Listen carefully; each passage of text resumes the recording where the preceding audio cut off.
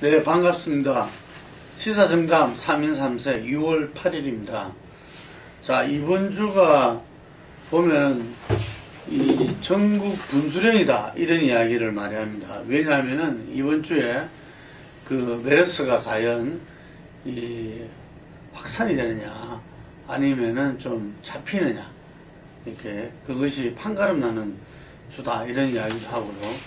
그 다음에 국무총리 이 인사청문회가 이번 주에 오늘부터 있습니다. 네. 그리고 국회법 개정안에 이 11일 정도가 지금 이제 이 정부에 이 송부되는 예정으로 되어 있는데 이게 이제 어떻게 가능할지. 그리고 대통령의 어떤 한미 정상회담을 위한 방미가 14일로 예정되어 있습니다. 자, 먼저 이번 주가 드디어 있어서 그 메르스가 지난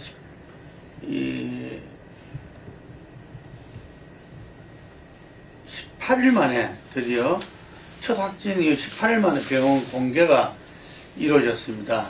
뭐 이에 대해서도 찬반 논란도 많았고 결과에 대해서 여러 가지 이야기도 있는데 어쨌든 총체적으로는 잘했다 이런 이야기인 거죠. 정치 어때요? 그 만시지탄이다 이렇게 표현이 돼요.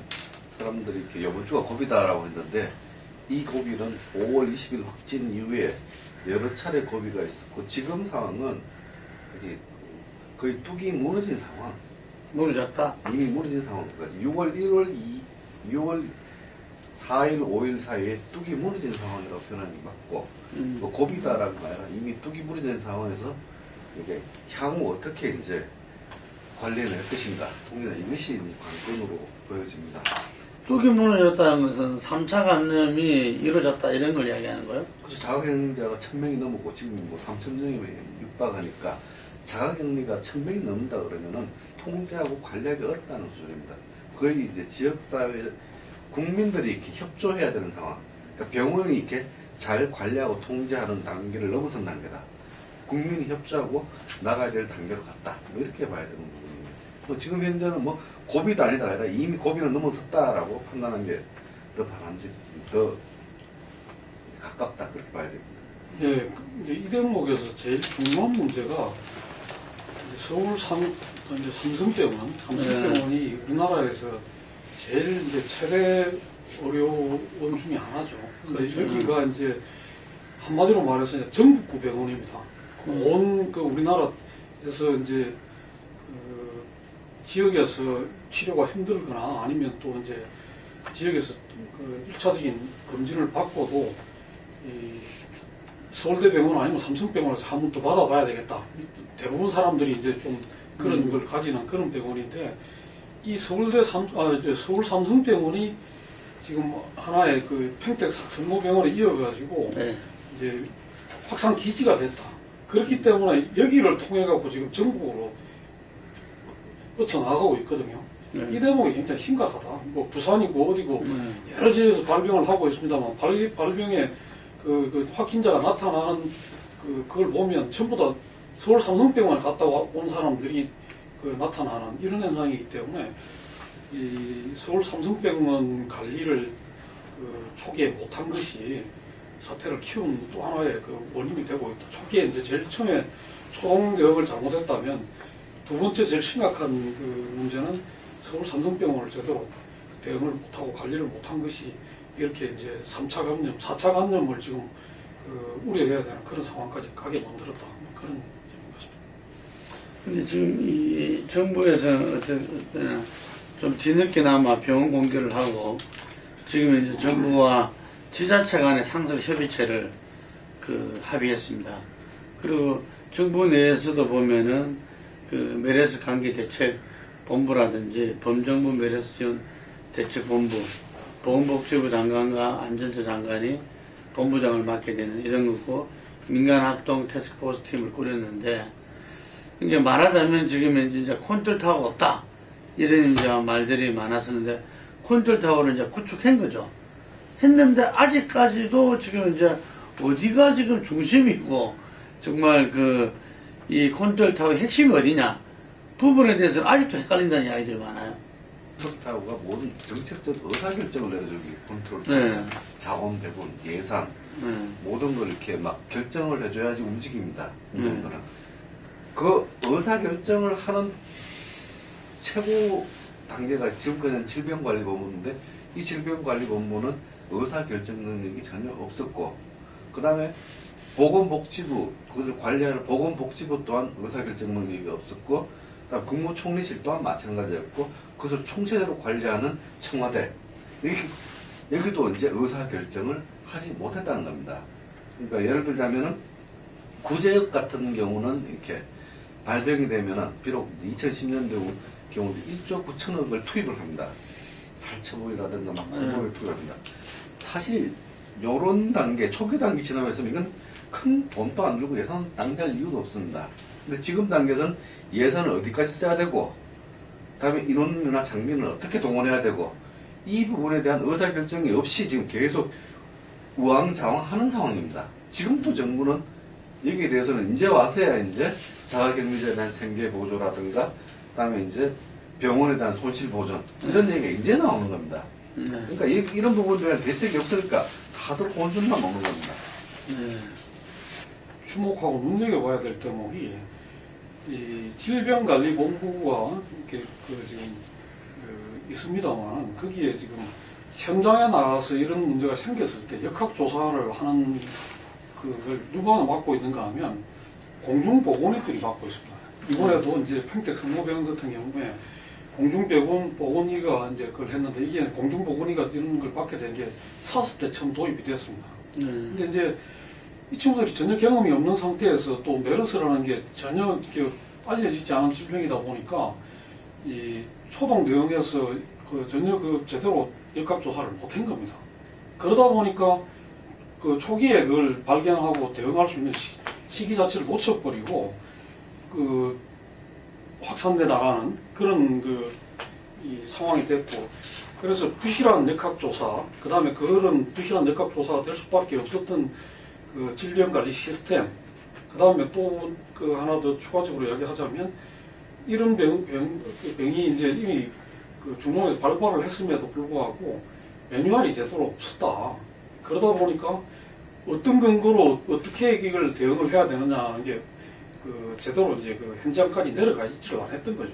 그러다 보니까 이게 급속도로 확산되는 그런 그게 빚어졌고 그랬으면 그 시기에라도 질병관리본부가 중심이 되거나 아니면 질병관리본부가 아까 말씀하셨던 대로 이제 의사결정의 권한이 약하다면 보건복지부가 나섰든 아니면 차고 2단계의 청와대에서라도 권한과 그걸 실어주면서 대처할 수 있는 그걸 해줬어야 되는데 그 모든 것이 작동이 안 되는 바람에 결국 초기에 한 2주가량을 허비를 한 거죠. 허비를 하고 그 사이에 감염의 어떤 그거는 확산 일로로 거친 그런 상황이라고 봐야 될 것 같습니다.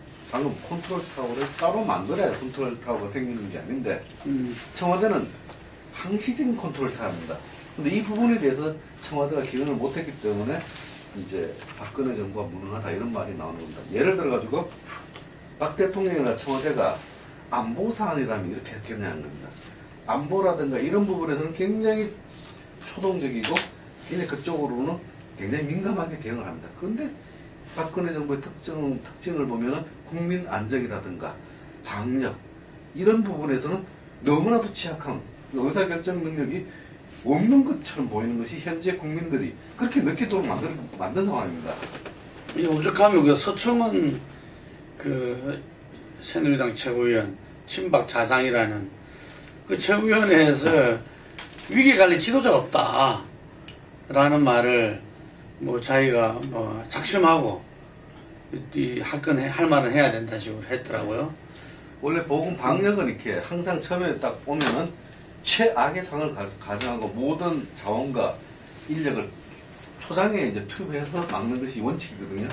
근데 초장에 찔끔찔끔 계속 나가다 보니까 팔을 키운 거거든요. 근데 이런 부분들은 누가 이런 의사결정을 했느냐? 내가 볼 때는 청와대가 초장부터 모든 걸 가지고 의사결정에서 강도를 했다면 질병관리본부도 굉장히 강수로 이제 초장부터 나갔겠죠. 근데 그게 아니니까 자기 선에서 찔끔찔끔 하다가 여기까지 온 거다. 이렇게 판단할 수밖에 없는 그 겁니다. 부분에서 이제 하나 더 이야기돼야 될 게 자꾸 너무 이제 비밀주의로 가고 이미 뭐 이렇게 우리나라가 지금 정부가 그 어떤 정부를 통제하는 게 한계가 있고 그것이 더군다나 이렇게 이제 그 자기 어떤 건강이나 이런 거하고 직결된 문제에서 굉장히 민감하게 사람들이 반응을 하는데 그런데도 불구하고 이게 그 뭐 유언비어 유포에 대해서 대응을 하겠다는 식으로 나갔단 말이에요. 그 이미 그 확진자들이 나와가지고 확진자들이 어느 지역에서 어떻게 그거 하고 있다는 이야기들이 현실로 확인이 되고 그거에 대해서 일부에서는 그 밝혀지고 그런 상황인데도 자꾸 유언비어다 뭐 이런 식으로 그 했던 부분이 오고 아까 말씀드려서 저는 그 참 상징적인 말씀이라고 보는데 우리가 대통령 선거를 통해서 대통령을 뽑는 것이 이럴 때 위기 관리를 하고 총체적으로 위기에 책임을 지라는 그걸 그 해서 국가 통수권을 주고 또 국정 최고 어떤 그런 책임자로서 그걸 그 국민의 그걸 위임을 하는 거 아닙니까? 그런데 막상 이런 상황이 돼가지고 그 친박이라는 그거에서 조차 위기 관리 거기 없다 지도자가 없다는 이야기를 하는 거는 이 자기들이 모시고 있는 대통령의 무능과 어떤 그런 그 무책임에 대해서 스스로 자인하는 거라고 볼 수밖에 없는 거죠. 그러니까 본인이 이야기할 때는 뭐 예를 들면 장관이나 비서실장이나 이런 사람을 염두에 두는지 모르겠지만 국민이 볼 때는 이 대통령의 위기관리 능력이 없는 것을 질타한 이런 모습으로 좀 보이는데 이번에 그 중요한 게 항상 보면 이런 문제 있을 때 공개를 하느냐 마느냐 이런데 아마 그 이전하고는 좀 달라지지 않나. 우리 국민들이 이 공개를 하면 좀 혼란을 조장하는 사람처럼 정부가 생각하는 이런 문제에서 아직까지 정부가 국민을 바라볼 때의 좀 시각이 드러나지 않느냐 이런 생각이 들고 그랬을 때 이 지금 공개를 언명했을 때도 거기에서 또 청와대 그 담당 수석이라든지 이런 사람들은 또 입장이 달랐다는 이야기죠. 그래서 저는 이 세월호도 지금 진상조사 특위가 이 구성이 돼서 지금 그것 때문에 시행 때문에 말이 많지만 저는 이번에 이 메르스도 반드시 이것이 사태를 수습하고 난 다음에는 이 문제에 대해서 확실하게 밝혀야 된다. 이게 왜 공개를 끄려고 그걸 갖다가 이 비밀에 붙이려고 하고 그게 혹시라도 병원 측의 이해관계 있다기 때문에 그랬는지 아니면 국민을 바라보는 기본 시각이 문제가 있었던 건지 이 차제 이건 분명히 밝혀져야만 뭐 세월호의 그 7시간이 그건 못 밝히더라도 이거는 꼭 밝혀져야 된다. 그 점에 있어서 상징적으로 아주 대비되는 게 이제 그 과거 이제 그 사스 대응 때 초기에 뭐 엄청나게 심지어는 국민 인권 침해다. 그 인천공항에 나가가지고 점수 그걸 했거든요. 검색을 했거든요. 그래가지고 너무 지나치다. 그리고 뭐 그럴 필요가 있느냐는 이야기까지 들으면서도 그렇게 했고 그렇게 한 결과 그리고 국민들한테 대대적으로 사스의 위험성에 대해서 홍보를 하고 조기에 대응을 했죠. 그래가지고 우리가 사스 대응을 잘한 WHO에서 아주 모범국으로 선정을 받고 이웃 인근 중국에서는 600몇십 명이 죽었는데 우리는 단 한 명에서 그 사망자가 나오지 않는 그런 걸 했습니다. 그거가 지금 십몇 년 전의 일인데 그때의 경험과 그때의 어떤 교훈 이런 거를 전혀 우리가 지금 제대로 살리지 못했다. 참 아이러니한 게 그때 질병관리본부의 그 책임자하고 지금 책임자 동일인입니다. 동일인인데 그때는 그 사람이 사스 방역의 영웅이었고 아주 국민적 그걸 받았던 사람입니다. 그건 무슨 우기죠. 네, 그랬는데 이번에는 완전히 무능하고 저하기 짝이 없는 사람으로 낙인이 찍히고 지금 텔레비에 나온 표정도 보면 그때 표정은 아주 당당하고 자신감도 지금은 어리비리하기 짝이 없어요. 근데 왜 그렇게 되느냐? 결국은 이게 보면 관료의 문제이기보다는 정말 책임자들이 얼마나 권한과 그걸 심어주고 확신을 주고 그 사람한테 일을 하게 해주느냐에 따라 가지고 똑같은 사람이 그렇게 달라진다. 지금 연합에 뜨는 뉴스가 그 박근혜 대통령이 어쨌든 전문가의 결정이 다르겠다. 우선 시작했다고 지금 뜨고 있어요. 내가 볼 때는 그것도 쉽지 않은 것이 병원은 지금 다 폐쇄해야 됩니다라고 생각을 해도 그 말을 할 수 없어요. 말을 했을 때 책임을 져야 되거든요. 지금 구조에서는 그 책임을 면제해 줘야 됩니다. 그것이 이제 대통령이라든가 장관이라든가 총리가 그것을 인정해 주는 것이 컨트롤 타워입니다. 현장 전문가는 생각에 확률적으로 30% 정도로 봤을 때 폐쇄하는 것이 맞다라고 했을 때 그 의사결정에서는 30% 확률을 가지고 자기 직을 걸 수는 없거든요. 바로 그런 상황이 현재 상황이라는 겁니다. 지금 그러니까 이 삼성 서울병원이 지금 어째 말하면 이번에 우리 메르스 이 파동이 진원지잖아요. 네. 어째 말하면 그런데 지금 거기는 좀 이상 없이 돌아가고 있다면서 지금 모든 운영이 응급실 부분이 뭐야 폐쇄 외에는 그렇다고 들었는데 역시 삼성은 좀 이렇게 파워풀한 것 같아요. 근데 이 와중에 요거 하나는 꼭 짚고 넘어가야 될 건데 6월 4일 날 밤에 박원순 시장이 긴급 그 국민 이렇게 그 서울 시민한테 드리는 이 담화를 갖다 이야기를 했는데 기자회견을 그러고 나서 뭐 찬반 이렇게 이 너무 오버했다부터 시작해가지고 사실 왜곡이다. 저기 뭐 이 어떤 대선을 위한 국민들 뭐다 뭐 이런 비판도 짝이 있은 반면에 또 한편으로는 어쨌든 간에 이 리더가 이렇게 제대로 어떤 위기관리 그런 부분을 못 보여준 그런 차원의 어쨌든 박 시장이 뭔가 국민들한테 시민들한테 어떤 신뢰감을 줬다. 리더로서 위기관리 이 차원에서 어떻게 그 여론조사 보도도 좀 희한하게 하더라고요. 중간 좀 넘었다. 그런데 실제로 보니까 이 적절했다는 게 그 당시 조사에 55, 부적절한 32.8 이랬는데 어쨌든 반반인 것처럼 이렇게 나왔더라. 네, 그 박원순 시장이 4일날 밤에 이제 대국민 긴급 브리핑을 한 것이 이번 어떤 메르스 대응의 어떤 한 그 고비가 됐다. 그렇게 분수령이 됐다. 좀 볼 수 있죠. 예. 바뀌었죠 그 다음에. 예, 예.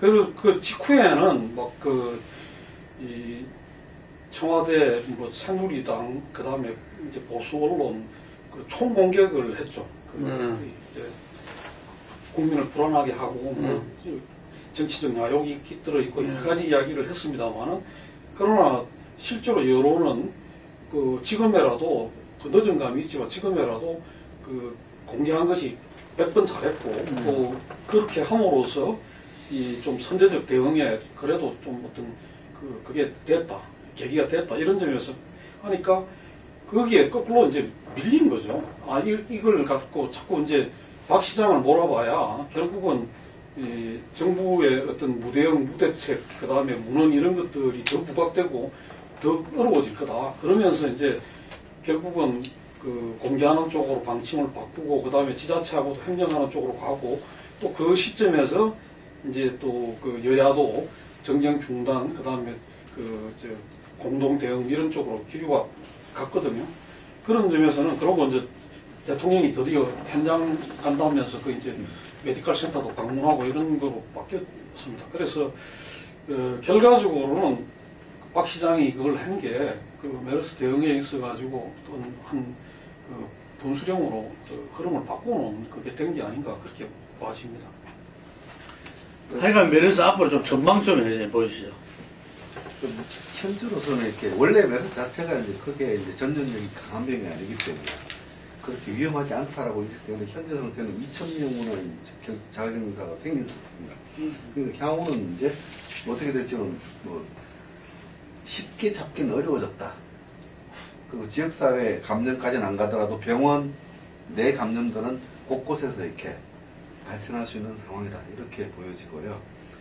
그러니까 현 정부가 이렇게 경제 권력한테 휘둘렸다라고 생각이 드는 것이 지금 현재 보건복지부 장관 또 경제학자 출신이고 또 국무총리 마찬가지고 청와대 내에 이제 이렇게 고용복지수석이 또 경제 쪽에 복지에 가깝습니다. 이게 안보하고 방역 보건은 1, 2%의 위험성이 있어도 이것은 사생 결단을 내듯이 이렇게 자원을 투입해야 되는 것이 안보하고 보건 방역 영역입니다. 아까 얘기했듯이 단 몇 프로의 불확실한 위험이 있어도 그 병원을 폐쇄한다든가 강력한 조치를 취해줄 수 있는 권한이 보건당국이 있어야 되는데 내가 볼 때는 보건당국은 경제학자들한테 눌려가지고 그 이야기를 제대로 못했을 것이다 이렇게 판단이 되는 상황입니다. 그러니까 지금도 똑같은 상황이라면은 보건당국이 이것은 조그만 위험성이라도 있기 때문에 이러한 조치를 취할 수 있다라고 과연 제대로 이야기를 할 수 있을까? 이것부터 개선되지 않는다면은 계속 현재와 같은 상황은 계속 갈 수밖에 없다. 이렇게 이제 판단되는 부분입니다. 이번 주가 대확 3으로 가느냐 안 가느냐의 마지막 고비인 건 맞는 것 같습니다. 왜냐하면 이 3차 감염은 이미 이제 진행이 됐는데 이게 4차 감염으로 가느냐 안 가느냐가 이번 주말께 최종 판단을 할 수 있는 그런 저거라고 보여집니다. 근데 지금 현재 이 2,500명 가량이 격리가 됐다가 그 중에 한 580명 정도는 해제가 됐어요. 그 이야기는 이 초기에 이제 그 감염됐던 사람은 이제 그 치료를 받고 또 이제 그렇게 됐다는 이야기라고 볼 수가 있죠. 아무 증상이 나타나지 않아가지고.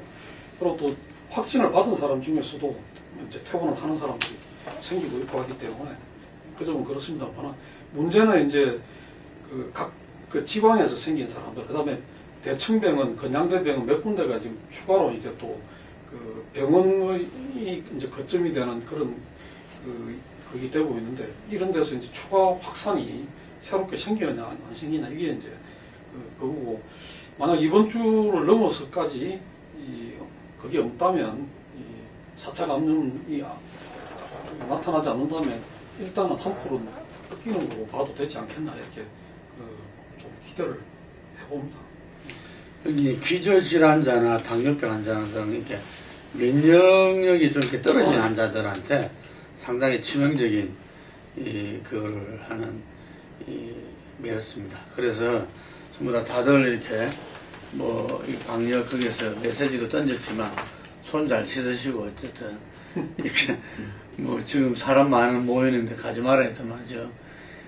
지금 음식점이든 뭐든 살아나던 조금 소비 경기가 지금 치명타를 받고 휘청거려가지고 메르스가 아니라 이게 치명타 경기 때문에 죽겠다 이런 말도 나오고 이제 이리저리 참 하여튼 간에 국내외적으로 특히 이 국정 운영의 리더십 대통령으로서 박근혜 대통령을 주목받으면서 이렇게 여러 가지 평가가 이렇게 왔다 갔다 할 수밖에 없는 시점이 아닌가 봅니다.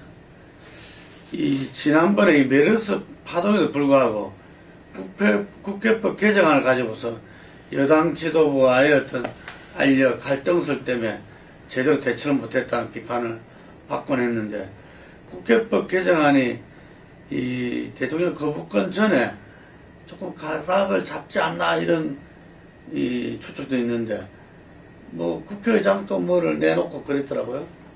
예, 근데 이제 지금 현재는 여당 쪽 그거는 이제 대통령 방미가 있기 때문에 이제 방미 이후로 조금 시기를 늦추면서 이제 좀 시간을 벌어가지고 그 과정에서 이제 좀 아마 메르스가 한풀 좀 그게 되고 나면 여야 간에 좀 접점을 다시 찾아보겠다 그런 보관인 것 같고 야당도 이제 지금은 메르스 때문에 이제 그거 하니까 지금은 이걸 쟁점으로 그거 하기가 대두시키기가 어려운 상황입니다만은 조금 하여간 숨고르기가 좀 되지 않겠냐 물 밑에서 좀 하더라도 시기적으로는 대통령 방미 전에 이걸 요번 주 내에 처리하려고 무리를 하지는 않을 것 같아요. 왜냐하면 이거는 그게 제출되고 청와대 그게 나오고 하는 순간에 다시 또 정쟁으로 갈 수밖에 없는 거기 때문에 지금 정쟁 중단하자 선언을 해놓은 상태이기 때문에 그렇게 가지는 않지 않겠나 그렇게. 여야가 서로 그런 분위기라면은 11일 날 굳이 국회의장이 보낼 필요도 없는 거죠. 네. 근데 국회의장은 뭐라고 자구 수정안을 나왔습니까? 그러니까 이제 그 정도로 완화하려면 지금 개정안 할 필요도 없다.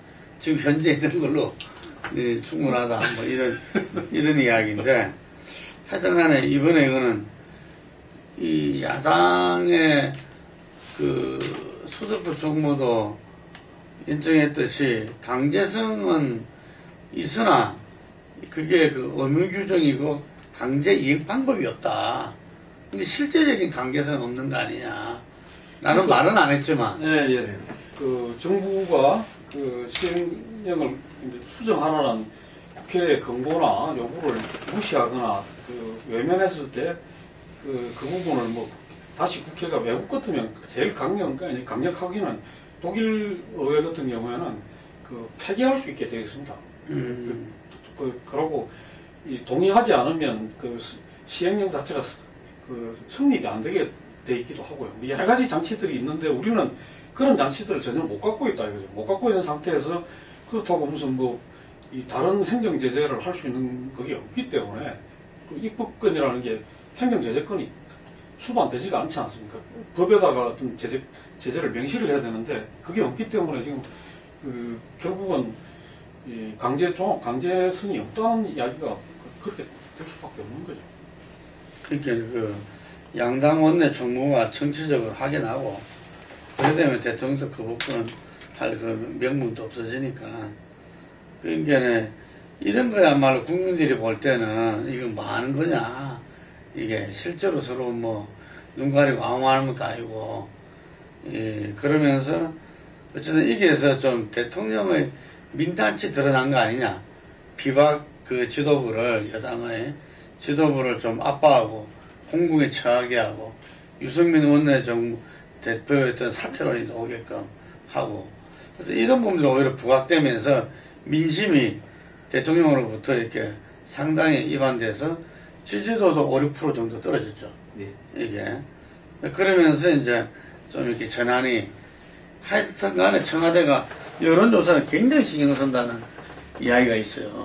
이게 어찌 보면 좀 안 그럴 것 같은 뭐 그런 건 무심하게 갈 것 같은데 여론조사는 굉장히 신경 쓰니까 결국 민심이 국민이 대통령을 움직일 수밖에 없다 이런 생각이 드네요. 그 점은 여론조사조차도 뭐 별로 신경을 안 쓰는 그것보다는 여론조사에라도 좀 민감하고 신경을 쓰는 게 꼭 나쁜 건 아닌 것 같습니다. 다만 이제 이 여론조사가 대체로 지금 지금 그 리얼한 민심을 얼마나 반영하고 있느냐 그 점에 있어서 조금 이제 그 의구심을 갖는 사람들이 많기 때문에 그 부분까지를 감안한 그 수치로서의 민심이 아닌 진짜 이 살아있는 민심에 대해서 조금 더 의식을 하는 것이 청와대 참모들이나 또 그런 걸 바탕으로 한 직원들이 필요하지 않겠나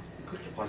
한교안 국무총리 후보자 청문회 오늘부터 시작됐어. 오늘 내일 사이에 본인에 대한 청문회죠. 그런데 이 자료 제출이 너무 부실하다. 여야 공동으로 어떤 그 행 부분도 뭐 거의 제출을 안 해가지고 도저히 이 청문회 진행할 수 없을 수준이다까지 이야기는 오는데 도대체 어느 정도 자료를 제출 안 했는가요? 대신 민감한 사항, 병력 면제 사항은 이렇게 김광진 의원이 이렇게 병적 기록부를 가지고 폭락에서 나왔지. 대다수 이제 정관 예우 관련해서는 수임료 관련하고 병력 민감한 사항들에 대해서는 대부분 다 자료 제출을 하지 않으면서 야당에서는 거의 이 자료 제출 수준은 묵비권 수준이다 이렇게 표현할 정도입니다. 퍼센테이지로는 제출 거부가 62%입니다. 62%인데 이제 그 제출한 내용을 보면 이 메르스나 이런 문제에 대해서 물어본 거에 대해서는 총리가 되면 최선을 다해서 하겠다 뭐 이런 식의 내용이고 그러니까 이게 무슨 그 자료라는 의미보다는 거의 뭐 이렇게 너무 무성하게 해가지고 좀 야당에서는 상당히 좀 화를 낼 만한 그런 상태인 것 같습니다. 지금 그래서 오늘 지금 진행이 되고 있는데 내용을 쭉 이제 지금 언론에도 보도가 되고 지금 하고 있는데 지금 현재로서는 그렇게까지 막 정해가 되고 이렇게까지 심각하지는 않습니다만은 제일 논란이 되는 부분이 정관예우 부분하고 네. 그 다음에 이제 저 부분인 것 같습니다. 그러니까 지금 아까 또 하나 했던 게 세금 미납 등 뭐 해가지고 저거 한 거 아니냐. 그 총리를 하려고 하고 본인 스스로가 이제 법조인임에도 불구하고 너무 이제 그 준법의식이나 이런 거에 정여세 같은 거 뭐. 예. 그러고 소득세 뭐 제대로 며칠 전에 냈다. 뭐 그런 것들이 근데 뭐 본인은 그 세법을 잘 몰라서 그랬다. 근데 그런 식의 대답을 들으면서 과연 이 일국의 법무부 장관을 지내고 또 이제 검사 또 뭐 이렇게 그 검찰 고위직 변호사 또 법무부 장관까지 지낸 사람이 세법을 잘 모른다 하면 나머지 국민들은 어떤 건지 또 이제 법무부 장관을 지낸 사람이 세법을 몰라가지고 법무부 장관직에 있으면서도 세금을 안 내고 있다가 이제 이것도 하면서 황급하게 세금을 낸 거를 어떻게 봐야 되는지 이런 점에서는 굉장히 좀 그 문제가 있지 않나. 저는 다른 뭐 이렇게 그거보다도 특히나 이렇게 그 공인으로서의 어떤 그런 저런 것도 있거든요. 그러니까 뭐 자동차세 같은 게 체납하고 이런 것들이 굉장히 많더라고요. 근데 그런 부분이 사소한 것 같지만 그거야말로 기본적인 그 주법의식인데 그런 데 대해서 너무 소홀하지 않나 그런 걸 좀 느끼게 하는 것 같습니다. 황 총리 대행 후보가 미스터 국가보안법이잖아요. 국가보안법은 확실한데 이 세금 내고 하는 이런 법 문제는 좀 어두운 모양이죠. 그런데 지금 정관예우 부분이 보면은 이 변호사 수임을 서류를 거의 안 내고 이 전화로 거의 뭐 100몇십 건 전에서 3건인가 정도 정식 그 수임 절차를 밟고 수임 절차를 안 밟았다는 것은 세금 낼 필요가 없다는 거잖아요. 그거는. 예, 뭐 변호사들 세금을 제법 많이 내는 모양이던데 30 몇 프로 내는 모양인데 그 전부 다 엄청난 액수가 되겠는데 이게 선임계를 안 내고 이제 저걸 한 것도 문제고 또 어떤 경우는 보면 이제 자기 이제 고등학교 동창이 대법관으로 있는 그 사건을 이제 이 1, 2심에서 청원 아이스 그 케이스죠. 1, 2심에서 증거를 3심에서 이제 이 황 장관이 태평양에 있었기 때문에 1, 2심에서 태평양에 졌어요. 져서 이제 변호사를 김현장으로 옮기려고 하다가 황교안이 이제 태평양에 그거 한다는 이야기를 듣고 이제 다시 황교안을 찾아가고 최종 심도 이제 황교안한테 맡긴 거죠. 그걸 맡겼는데 그때 당시에 이제 이 주심이 경기고등학교 3학년 때 같은 반을 했던 친구다. 그래서 이제 그러면 당연히 이거는 이제 기피를 해야 됩니다. 원칙적으로 보면 그렇게 본인이 네, 자기 친구 뭐 같은 반에 있었던 친구가 주심인데 자기가 변론을 맡는 거는 누가 보더라도 이거는 사적인 어떤 관계에 영향력이 행사될 수 있기 때문에 기피하는 게 당연한 건데 뭐 자기가 그걸 맡았다 이런 거는 도덕성에 상당히 문제가 있는 거죠. 어떻게 이야기를 하느냐는. 근데 지금 우리 한 후보자는 저는 이항구 후보자를 반민교사 삼아서 아예 뭐 거기에 대해서 대꾸를 안 한다면서요. 물어보면 이항구 같은 거기에 대해서 뭐라 그랬을 거 아니에요. 이게 깊이 했어야 되는지 않느냐. 그럼 뭐 그런 생각 안 한다 하면서 뭐라 이야기하고 그러면 그게 또 이렇게 이야기되면 이랬을 건데 아예 지금 묵비권 전략 아까 묵비권 전략이라 했는데 대단합니다. 그런데 청문회에서 과연 야당이 현재 또 메르스 이 사람이 옛날에 우리가 이명박 대통령이 상당히 안보 이런 부분에 특혜를 많이 받았다 이런 이야기 했었는데 한교안 국무총리 후보자가 메르스 때문에 청문회가 이것도 야당이 집중할 수 없어가지고 좀 별다른 쟁점을 준데 근데 넘어갈 수도 있겠네요. 예, 저는 황 국무총리 후보자를 보면서 참 안타까운 생각이 드는 게 이제 우리가 국무총리 청문회, 인사청문회 이런 제도가 도입된 게 이제 사실 지금 그 정부 여당이 이제 주장을 해서 그걸 한 거죠. DJ 정부 때.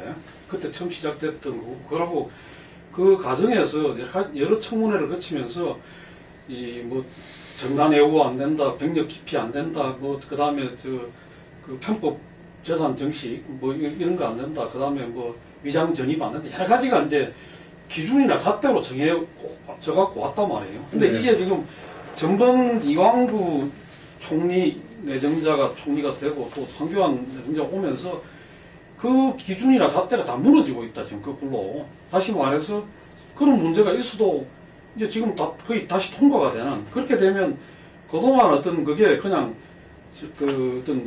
그게 무슨 정치권이 만들어 온 그것도 아니고, 그 청문회를 보면서 언론과 국민들이 저런 사람들은 걸러내지는 게 마땅하다는 그 어떤 도덕적 기준이 사회적으로 형성이 됐던 건데, 이게 다시 무너지는 거는 굉장한 태행이고, 그런 점에서는 정말 우리 공직에 하고자 하는 사람들이 좀 그런 거에 스스로 안 거둬야 되겠지만, 지금 또 대표적인 거로 하자로 꼽는 게 전부 그런 거거든요. 정강 외부, 그 다음에 재산 정식, 그 다음에 병력 면제, 그 다음에 이제 자녀 편법 정려, 이런 것들이 전부 다 그동안 수없이 그 과정을 거쳐갖고 확립된 어떤 기준으로 보면 이거는 적어내는 게 마땅한 그런 사안들이죠. 총리로 결격한 사유들인데 대충 넘어가면 과연 그런 총리가 얼마나 지금 같은 상황에서 도덕적 권위와 위신을 가지고 국정을 대통령을 도와가지고 지금 어려운 걸 하겠느냐, 이런 점에서 참 우려된다. 그런 점에서는 우리가 한번 만들어진 그거에서는 잣대나 기준에서는 될 수 있으면 물러서지 말고 그게 사수되고 또 지켜지고 거기서 더 어떤 면에서 강화되는 방향으로 가는 것이 바람직하지 않나, 그런 참 아쉬움이 있다. 그런 말씀 드리겠습니다. 청문회를 두고 신상 그만 들고 정책 청문회가 돼야 된다 하는 이 청와대와 여당 쪽의 이야기가 있었는데, 재미있는 이야기가 있어가지고, 이준석이라고 이렇게 한나라당 비대위원이죠. 네. 했던 젊은 친구인데, 그 친구가 모 방송에 나와가지고 하는 이야기가, 정책 청문회 절대 해서는 안 된다. 지금 현재 현재 청문회에 나온 사람이 이 정부 아래서 정책 소신인 사람이 누가 있느냐? 아무도 없는데 하나만한 정책 청문회 할 필요 없다 라고 이야기했어요. 자, 그 말 듣는 순간에 참 깝깝하게, 그 말이 일정 정도 맞는 것도 있지만 참 깝깝하다. 어쨌든 지금 신상털기로서 여러 가지 도덕성이나 정체성 이런 부분들을 회피하려는 정부 여당도 문제지만, 참 정책 청문회 자체 필요 없다고 이야기하는 그런 부분도 참 씁쓸하지 않을 수 없었습니다. 하필이면 또 이때 대통령이 미국 한미 정상회담 때문에 방미 일정이 예정돼 있어요. 그 정책국 일각에서는 방미 연기해야 되는 거 아니냐 이러지만, 아주 중요한 외교적 일정인데 이 연기는 좀 불가능하지 않겠습니까? 네. 지금 현재는 연기가 더 어렵다고 봐요. 그러니까 박 대통령이 의지가 있다면은 국내 상황에 들어서 미국 쪽에 요청을 할 수는 있습니다. 지금 현재 청와대 분위기를 봤을 때는 현재 그럴 상황은 아닌 것 같고, 연기는 거의 안 일정으로 갈 것이다.